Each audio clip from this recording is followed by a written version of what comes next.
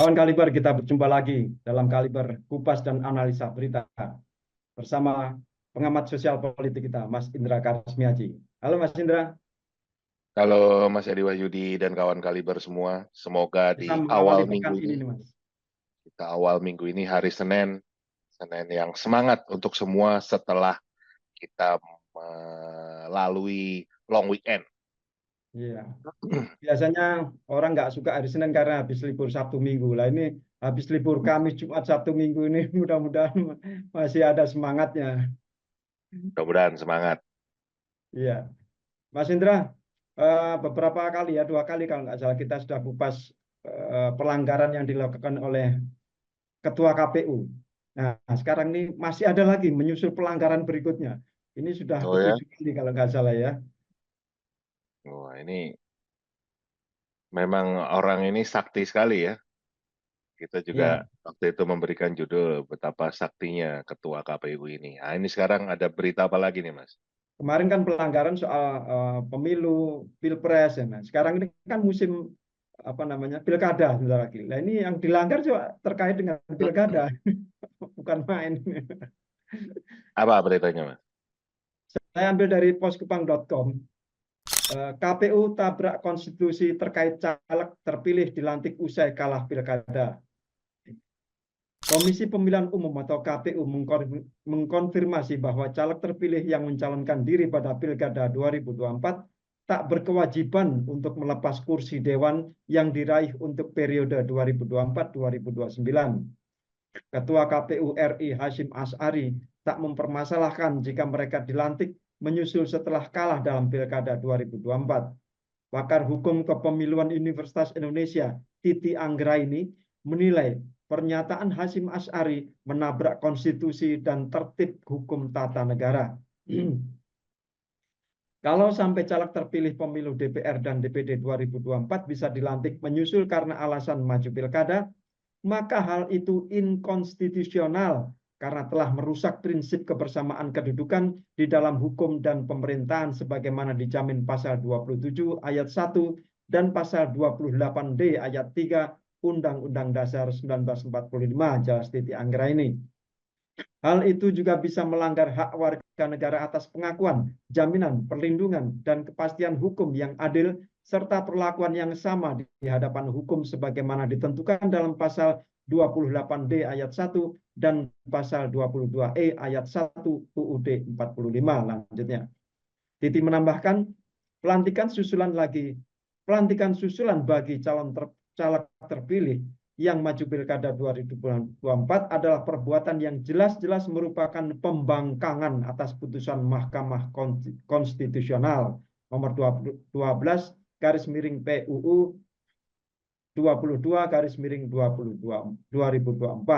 Pasalnya, berdasarkan pertimbangan putusan tersebut, KPU diminta mempersyaratkan caleg terpilih yang mencalonkan diri sebagai kepala daerah untuk membuat surat pernyataan bahwa ia bersedia mundur jika telah dilantik secara resmi menjadi anggota dewan.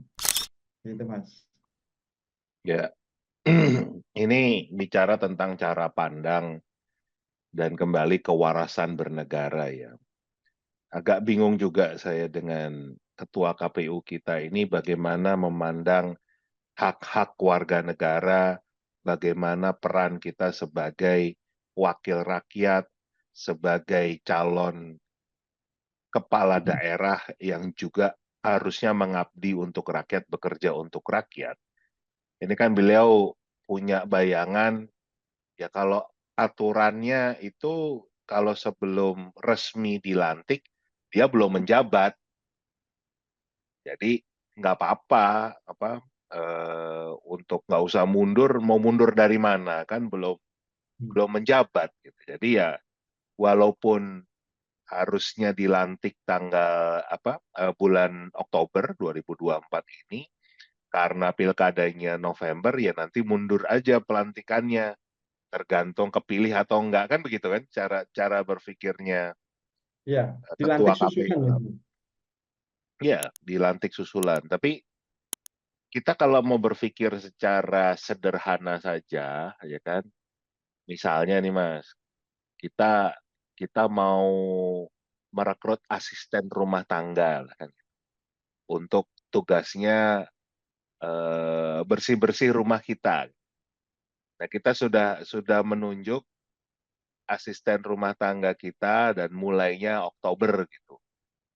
Tapi kemudian si asisten rumah tangga ini ngelamar pekerjaan lain. Mengatakan, nanti dulu deh saya mau ngelamar pekerjaan yang satu ini, keputusannya November. Kalau saya nggak kepilih, saya baru kerja di rumah Mas Edi ya. Nah ini kan dampaknya selama sebulan rumahnya Mas Edi nggak ada yang bersihin, ya kan? Itu sebetulnya cara berpikir yang sangat sederhana tentang apa ya dampaknya terhadap warga negara Indonesia, rakyat yang sudah memilih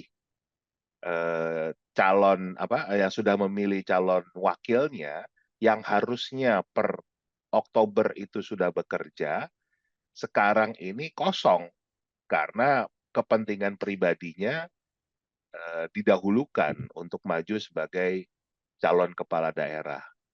Jadi yang rugi siapa, Mas? Yang rugi rakyat Indonesia dong gitu. Jadi bukan masalah mau ngakalin aturannya. Jadi apalagi Bu Titi Anggraini ini juga menyampaikan yang dilanggar itu bukan cuma peraturan KPU, tapi Undang-Undang Dasar.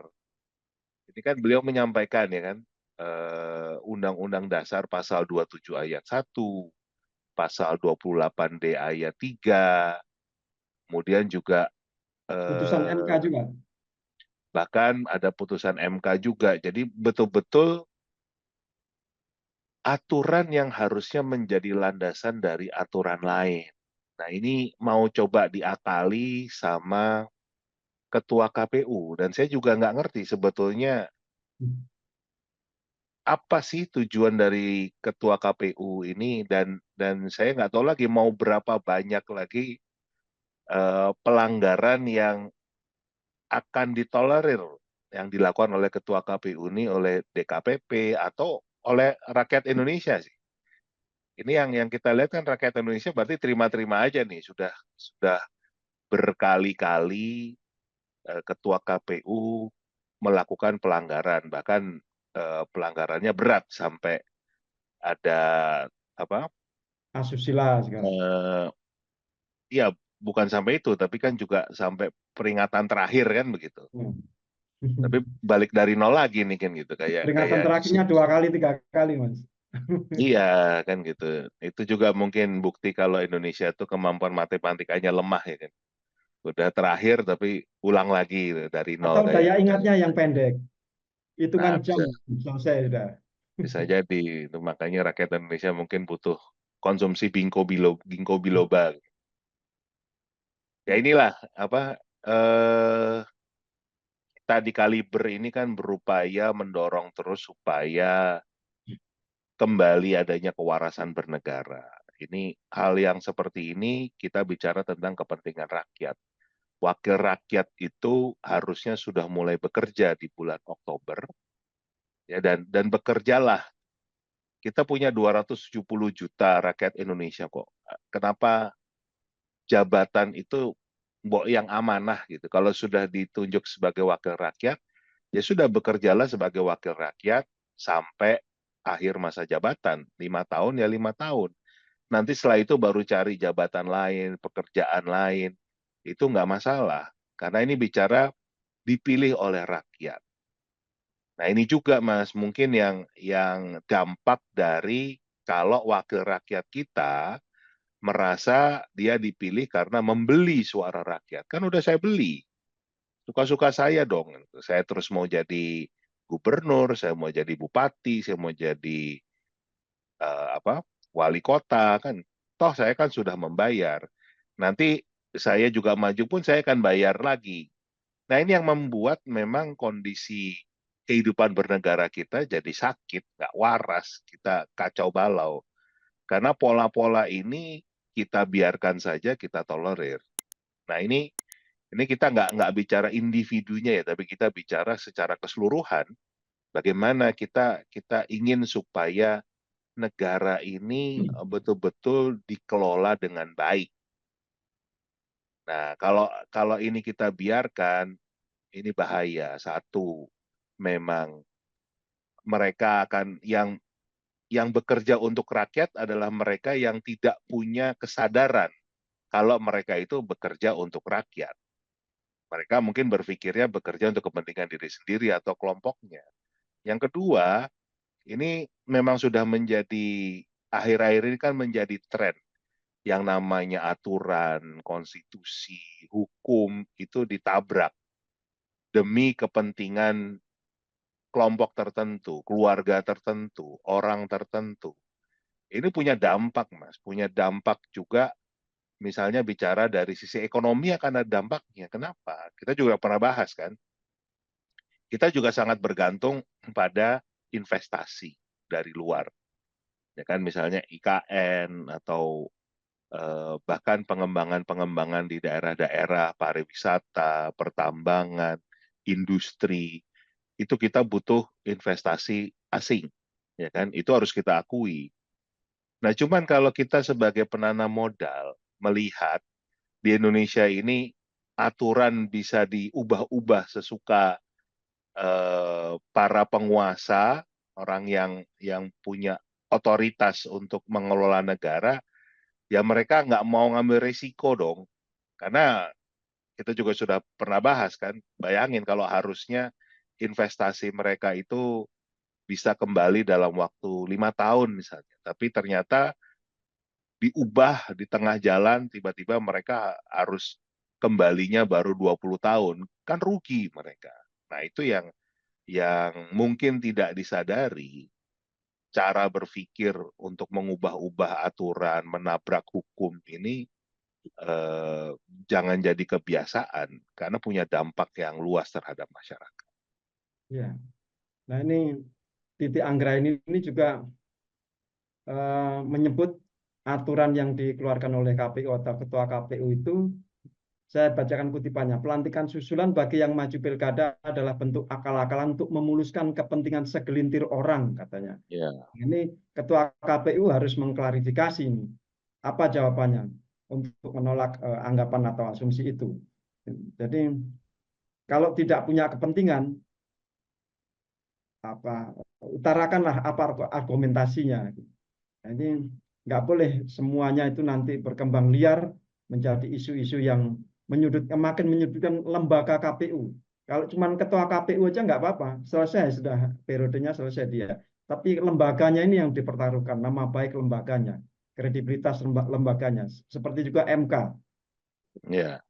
Jadi janganlah kita berupaya mengakali hukum, mengakali undang-undang, apalagi undang-undang dasar ya untuk kepentingan pribadi atau kelompok. Artinya secara aturan itu di Undang-Undang MD3, Undang-Undang Nomor 17 Tahun 2014 memang diberikan opsi jika ada anggota dewan yang berhalangan saat pelantikan.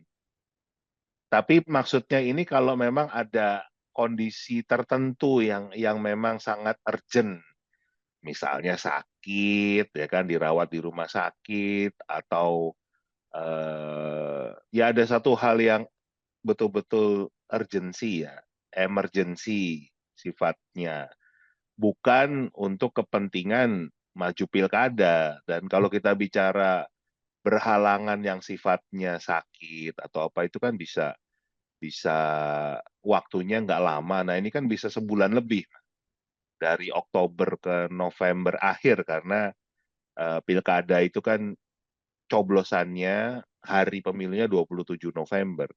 Itu kan berarti tadi selama waktu itu eh, daerah tertentu nggak punya wakilnya di DPR yang harus sudah mulai bekerja kan bicara tentang undang-undang, pembentukan undang-undang, bicara tentang budgeting, bagaimana anggaran di 2025 dan seterusnya. Itu yang harusnya eh, para wakil rakyat ini sudah mulai bekerja karena itu yang diharapkan oleh rakyat. Ya, baik. Seperti biasanya kawan Kaliber, kami membuka kesempatan Anda untuk mengomentari bagaimana perilaku Ketua KPU ini, mengomentari juga kupasan dan analisa yang diberikan oleh Mas Indra Karismiaji ini. Jangan lupa tuliskan di kolom komentar. Terima kasih atas kebersamaan Anda selama episode ini. Terima kasih juga Mas Indra. Sampai jumpa. Sampai jumpa.